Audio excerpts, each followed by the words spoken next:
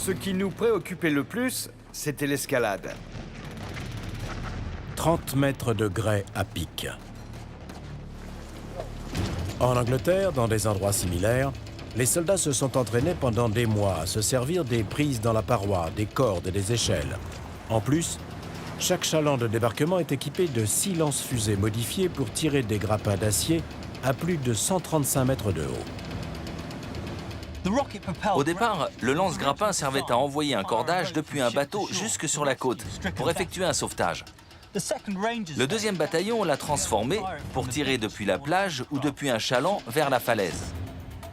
Une fusée propulse le grappin relié à 150 mètres de corde. Pour escalader rapidement sous le feu de l'ennemi, c'était idéal.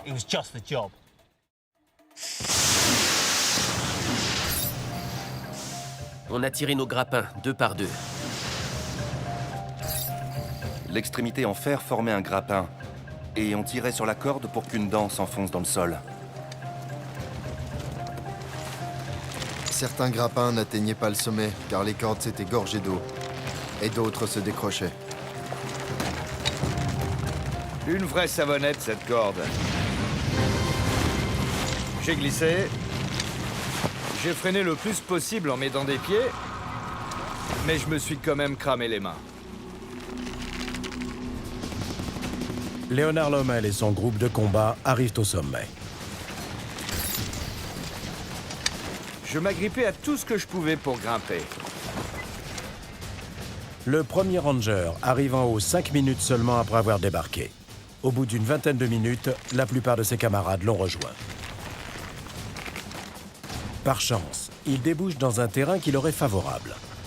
Les Rangers sont débarqués en ordre dispersé, mais en haut de la falaise, ils découvrent des cratères et un vrai carnage. Et leur entraînement prend le dessus. Ils se sentent invincibles et ça les fait avancer. Le sous-lieutenant Kirchner se retrouve aussitôt en plein combat. Au sommet, rien ne ressemblait à ce à quoi je m'étais attendu. Il n'y avait que des cratères d'obus immenses à perte de vue. Les trous consécutifs au bombardement font des abris excellents. On s'est réfugié dans les cratères pour limiter les pertes.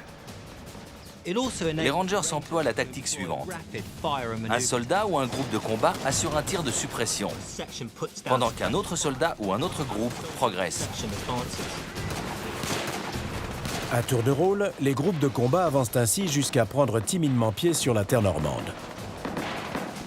Le lieutenant Eichner envoie alors un signal codé à l'attention du destroyer USS Satterlee, Dieu soit loué.